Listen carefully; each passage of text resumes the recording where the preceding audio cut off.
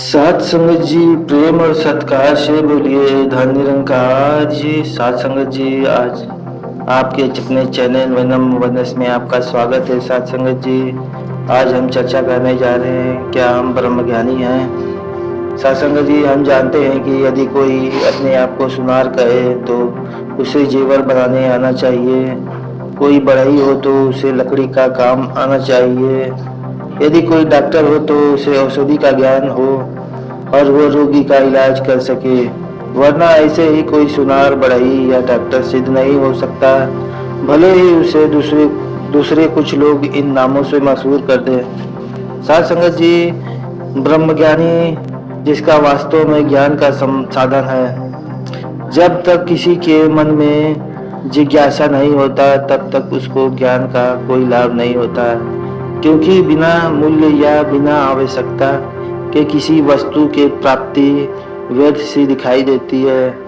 साथ संगत जी, हम उसे अमूल्य नहीं बल्कि निर्मूल्य समझते हैं। इसलिए महात्मा उपदेश द्वारा मनुष्य के हृदय में जिज्ञासा उत्पन्न करते हैं, ताकि वह ज्ञान जैसी अमूल्य वस्तु का ठीक मूल्यांकन कर सके। साथ संगत जी, वैसे भी हमारी जो जरूरत है हो, यदि वह कुछ प्रयत्न के साथ प्राप्त हो तो वह अमूल्य कहलाती है, बहुमूल्य कहलाती है और वह वस्तु अपनी भी रखती है। जिज्ञासु जब ज्ञान प्राप्त करता है तो वह उसे अपना सा लगता है, किसी का थोपा हुआ नहीं लगता है। तब उसका विश्वास और मान्यता अधिक होती है।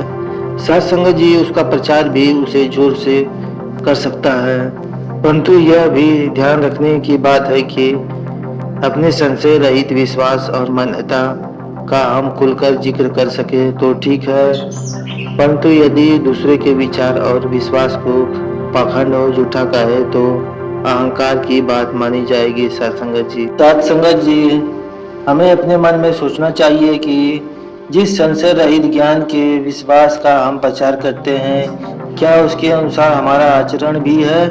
यदि नहीं है तो इसका मतलब कि हम उन विश्वासों और विचारों को पूरा करने में समर्थ नहीं है, अथवा वे मान्यताएं ऐसी है जिन्हें आचरण में लाने की हम में शक्ति ही नहीं है, या वे विश्वास ही ऐसे हैं जो आचरण करने के योग्य ही नहीं है। फिर क्या सत्संग जी, हमें उनका प्रचार करने का अधिकार है। कहीं वे केवल इसलिए प्रचारित तो नहीं किए जा रहे हैं कि हमारे अहम की तुष्टि होती है, या हमें संसार में यश और मान प्राप्त हो जाता है। इस प्रकार आचार और व्यवहार रहित ज्ञान दूसरों के विश्वास और मान्यताओं को पाखंड कहने का अधिकार कैसे रख सकता है। सत्संग जी, शायद यही है कि आज गुरुदेव सदगुरु हरदेव जी महाराज, सत्संग जी, शायद यही कारण है कि आज सदगुरु माता श्री दीक्षा जी महाराज सबसे अधिक बल आचरण और व्यवहार पर दे रहे हैं। बार बार हमें यह चेतावनी दे रहे हैं कि हम कहीं ब्रह्मज्ञानी होने के अहम में भक्त बनने की बजाय घमंडी न सिद्ध हो। साथ संगत जी, हम जानते हैं कि यदि कोई अपने आप को सुनार कहे तो उसे जेवर बनाने का आना चाहिए। कोई बढ़ई हो तो उसे लकड़ी का काम आना चाहिए। यदि कोई डॉक्टर हो तो उसे औषधि का ज्ञान हो और वह रोगी का इलाज कर सके, वरना ऐसे ही कोई सुनार बढ़ई या डॉक्टर सिद्ध नहीं हो सकता, भले ही उसे दूसरे लोग इन नामों से मशहूर कर दे। सत्संग जी, इसी प्रकार जिनके पास नम्रता, सेवा और प्राणी मात्र के प्यार जैसे गुण होंगे, सदा ईश्वरीय इच्छा को सर्वोपरि मानने का स्वभाव हो, सत्य, अहिंसा और समन्वय की भावना हो, मर्यादाशील, गृहस्थी, चरित्रवान नागरिक और निस्वार्थ कर्मयोगी हो, उसे निर्विवाद हर कोई ज्ञानी अर्थात संत मानेगा। इन गुणों स्वभाव के साथ जिन्हें ब्रह्म की जानकारी होगी, सदगुरु की पूरी तरह समर्पित होगा।